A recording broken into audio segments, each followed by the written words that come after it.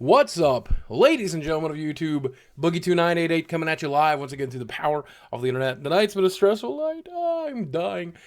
This is my vlogging series. I like to call it my rambling series, in which I ramble on about life, the universe, and everything around us, and things that are particularly interesting to me.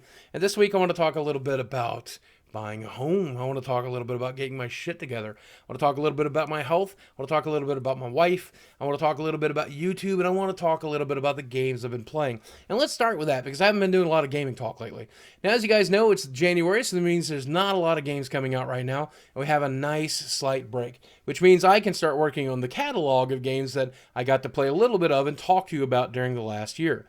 The games I've primarily been playing are Binding of Isaac, Rebirth on the PlayStation 4. I really like the PlayStation 4 version too. I like having it on my big screen TV. It looks really good there to these old weary eyes of mine. Dragon Age Inquisition. Now, I've only played about 3 hours of the single player campaign. However, I decided that I would finally try the multiplayer. And the multiplayer is repetitious and grindy and not that interesting, and I love it for some reason. In the same way that you love any repetitious game like Dota or League of Legends, in which you're doing the same thing over and over again, except a little different each time, and you're leveling up and you're grinding as you do it, and it feels good and fun. I don't know why. I hate the fact there's like microtransactions in it, and when I say microtransactions, I mean like $50 purchases. That's crazy. But okay, yeah, if you ignore that, you can still play. And it's fun. I know that eventually I'll play the single player campaign, but right now I can't get into an RPG. For example, I bought myself and my roommate Divinity Original Sin. And I wanted to play that game. I wanted to like that game. I wanted to love that game. We played it for about 4 hours, and at the end of 4 hours, it's like, I just can't, I'm not feeling it right now. Also, it didn't help the fact that we died a bunch, because that game is hardcore, as far as I can tell. We screwed up a lot. A lot has to do with the fact that we would get separated. But that's our problem. And of course, I've been streaming a lot of, on twitch.tv/boogie2988, I've been streaming a lot of Hearthstone and a little bit of World of Warcraft. Now, World of Warcraft, I don't feel compelled to raid in. I don't feel compelled to gear up in. I just want to do my dailies and screw around. And I play a little bit with my friends and do heroics with my friends. So people have been watching that, and I'm so glad that you have. Hearthstone, I've been trying a new approach on. I refused to net deck this time. I'm only trying homebrews and trying to learn what I think is better and what's going to work. And I'm creating meta buster decks is what I like to call them, and just have fun with it. And a lot of people have been tuning in to watch that, to the tune of between 1,000 to 2,000 people a night. Average, I would say about 1,400, but as much as 2,000 people in a single concurrently. That's a lot, man. And I'm so grateful for that because I've always wanted that. I like being able to sit down and play games with you guys and talk to you guys and just enjoy that experience. It's so much fun. And for those of you who stay up late to come watch me play, I'm so grateful. I promise one day we'll start doing earlier streams. We just got to figure a lot of stuff out between now and then when I can do that. Because my wife works pretty late in the afternoon, 5 or 6, by the time she's done with her commute. I want to spend those hours with her until she's ready to go to bed, and then I come back here to work. And work is creating a YouTube video and then streaming with you guys. Not when you get to call that work, that feels weird. But it is. It is. That's my job, and it's awesome. So 2015 is the year that we're trying to get my shit together, for lack of a better word.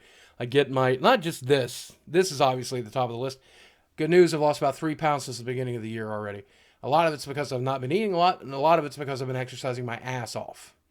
Every night I have been doing my DDP yoga, and I plan to do it every day. My friend Slim invited me to join a thing where we're doing it every night for 40 days. I didn't confirm nor deny it, but I'm trying to do it with him even though it's in secret. On top of that, when I'm not doing that, when I'm doing a lot of hand weight stuff, even though my back is in a lot of pain, it's a lot of hard, very difficult for me to do a lot of exercises, hand weights I can do. So while I'm watching Netflix or watching shows with my wife, I've got 8-pound hand weights. I've also got some 10s and some 15s, but I'm focusing on the 8s right now. And I do whatever I can do from my chair comfortably, especially a lot of crunches that'll work my lower back in the hopes that that's going to fix it.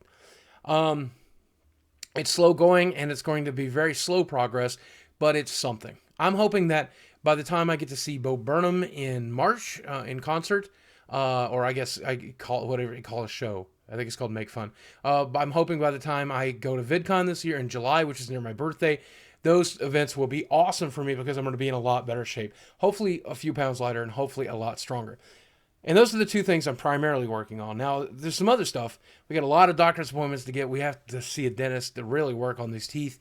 We need to figure out exactly what's wrong with the lower back and get it fixed. And I need to get new glasses. I need to. I wonder if I wonder if my frames will stay the same. We'll see. Um, and the biggest thing we're working on right now, and this is why I was so stressed tonight. We are doing the most adult thing I've ever tried to do, which is to purchase a home. Now, if you're young, you might live in an apartment as a young adult. If you're a teenager, you probably live with your parents. Your parents might rent their home. They might live in a home. They might live in a duplex. Some of you live in apartments, and all that's fine. I've always wanted to own a home, and obviously we're not going to own it outright. We're going to have a mortgage for years and years and years. But I've always wanted that. In fact, I'll tell you something. Well, I'll save that for the end because I want to tell you that last. It's really nice. So stick around for this, okay? When you apply for one of these loans, they want to know everything about you. They want to have your work history. They want to have your job history, your rental history. They want your shoe size, your blood type. They want to know what your favorite meal is. It's Mountain Dew and Cheetos. You know this by now. Mountain Dew and Doritos. I almost forgot what the cliche was. Man, I like Cheetos.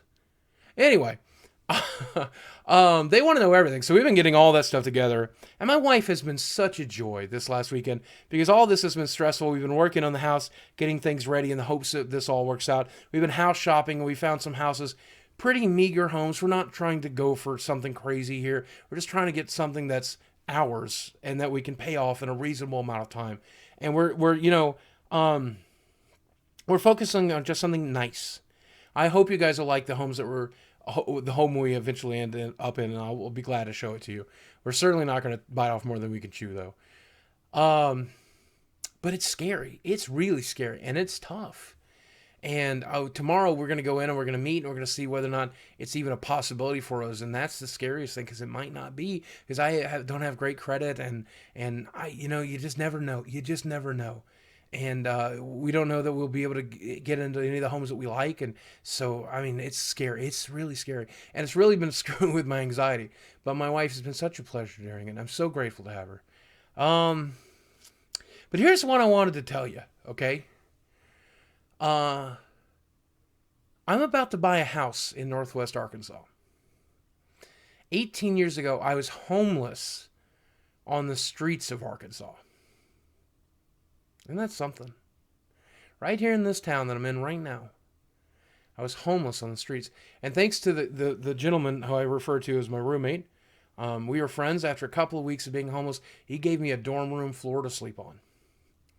And from there, I sold magic cards and I worked part-time and I gathered enough money to get my first deposit on my first apartment. And he moved in with me after he dropped out of school. And we've been living as friends, living together as friends ever since. And we've worked our way up. And now, hopefully soon, me and my wife will be buying a home. We'll be sharing it with my friend. And it's awesome. And it's something I always wanted to do. Owning a home is something I always wanted to do. Having a nice, even if it's meager, just a nice place to call my own. A piece of land to squat on and say, this is my land. And here we are. And what the point of this is to tell you that you can accomplish anything. Because if I can accomplish what I've accomplished, going from homeless to having a home, to owning a home, you can achieve anything, man. Especially as messed up and fat and ugly and gross and weird and obnoxious as I could be, if I can pull this shit off, I know you can. I believe in you. I love you, and I know that whatever your heart desires, you can and will earn it in your lifetime with some hard work, with some practice, while trying to be the best version of yourself that you can be every day, putting the work in. I know you will get there. Even if it takes you a really long time like it did me, 18 freaking years, you'll get there. And I know it. I believe it. I believe in you. And hey, let's end there. Let that be the key word of the week. If you can use the word believe in your comments section below, maybe you still believe in the human race. Maybe maybe you believe in me. Maybe you believe in yourself. Maybe you don't believe in Santa anymore because you were a naughty boy. I will know you made it all the way to the end of this. Wow, almost a little over 10-minute video. All right, guys, as always, thanks for listening.